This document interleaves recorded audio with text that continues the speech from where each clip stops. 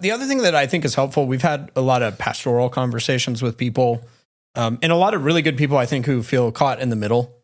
And so people who've come to church, people from afar, pastors.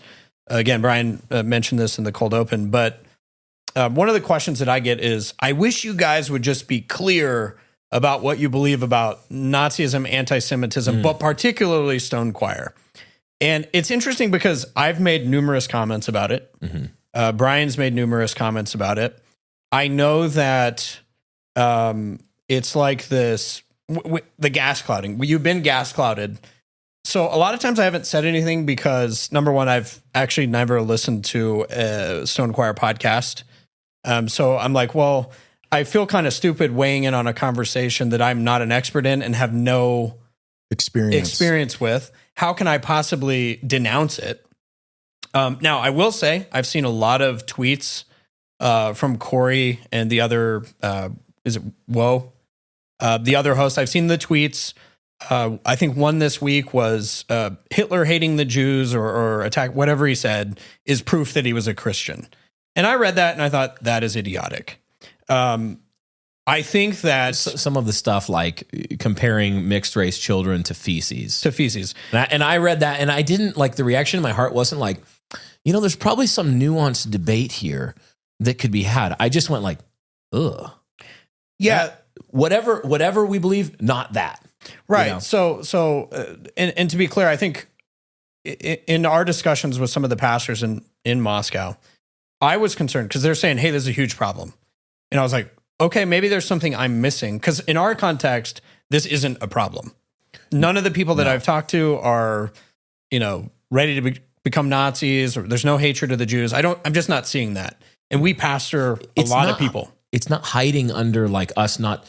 Guys, we have book groups constantly. We have leadership cohorts with, pretty much all of the men in our church who are, actively members and involved, parish events.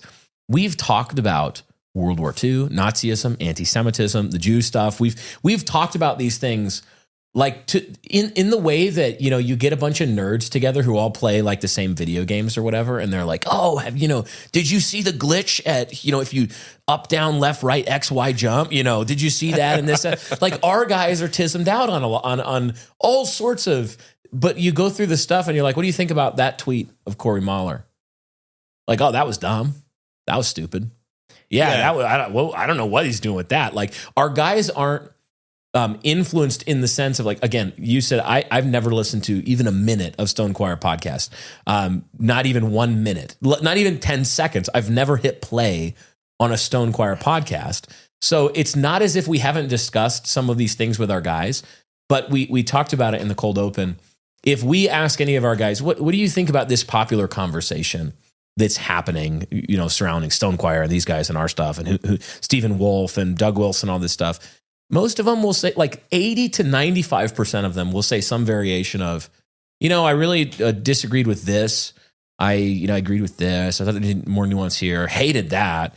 But, none of them are like, yes, ich bin ein Nazi. I don't even know what that means. I believe it means I am a Nazi. Okay. But somebody's going to cut that. Yes. You remember when what's his name said, I'm a jelly donut?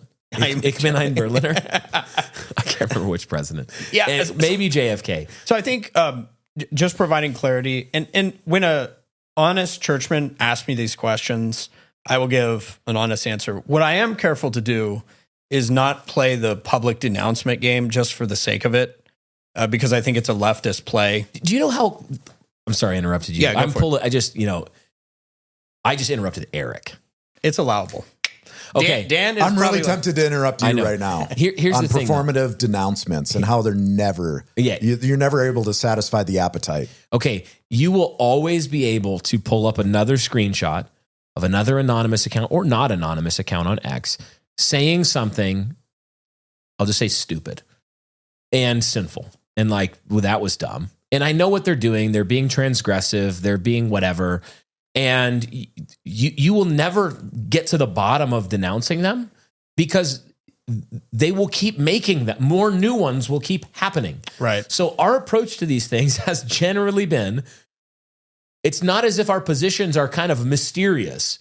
We are in the habit of recording multi-hour podcasts for years now, talking about stuff, including controversial stuff, where we just tell a hopefully well-researched historical tale, talk about the issues, apply them to our current day. That's our approach. The thing that the thing you're just not going to find, if you want it from us, I'm sorry, you're not going to find it, is constant discernment media, type of tactics, constant denouncements, and really allowing anybody to steer our denouncements through demands. It's just like not going to be a thing that we do. And the reason is because it's left coded. And if you do it, you've just adopted their frame. You've said you're right about you've paid the Dane Geld. You've said you're right about how this debate should go. You're in charge of it. But I've seen other people do this where they're like, okay, fine, I'll denounce them. And then they denounce it, whatever the thing is. And then they're like, that wasn't enough. It's never enough. Denounce it again. Denounce it again. So one of the charge against our camp has been, why are you riling up the Anons? And why are you, and by which they mean, like, why is Eric, it was on the May blog this week, but, why is Eric sharing White Boy Summer meme, campy memes with 80s synth vibes? And, what I would say to that is, I think it's kind of cool. Because we like them? It's not, nobody in that movement is like, again, I'm not asking boomers to understand millennial and zoomer humor. No. Like literally not going to do a course. It's okay if they don't. I don't lose any sleep if James White doesn't understand a meme I like. That's right. It doesn't bother me at all. I just don't think about it. So I think about that whole conversation, and then I think about, the denouncements don't work. Number 2, it's left coded. But then I also think this is a genuine strategic difference pastorally. That when I see young men, particularly, and by the way, a lot of these Anons are guys with businesses and family men with more than 5 children and good churchmen and good churches. So, but let's talk about young men. If I see young men who are interested in this sort of subject matter, I say, well, we're Christians. Let's engage in debate and argumentation. As Brian mentioned earlier, let's present the cases. What I won't do is a left-coded denouncement, having never even listened to some of the content. Wait, you're not allowed to even ask that question. Right. The J.D. Hall flat earth example was a great example. Yeah, explain this, because I think J.D. had a great point. And J.D. Hall is probably, whatever, there's like a whole, anytime on the internet now you mention a person, there's like a whole lore where the denouncement thing again, you're like, but did you know that J.D. Hall once sinned? You're like, okay, whatever. The whole thing was, it was a brilliant tweet. He basically said, this is how you should deal with subversive or conspiratorial or edge, like fringe conspiracy type of thinking, or anything that has the reputation of that. He's like, a guy, asked me, maybe it was in his church or something, asked, hey, what do you think about the earth? Like, do you think the earth is round? Do you think we've been to space? Do you think like the earth is flat? And J.D. Hall was like, no, but I've never heard, what do you think?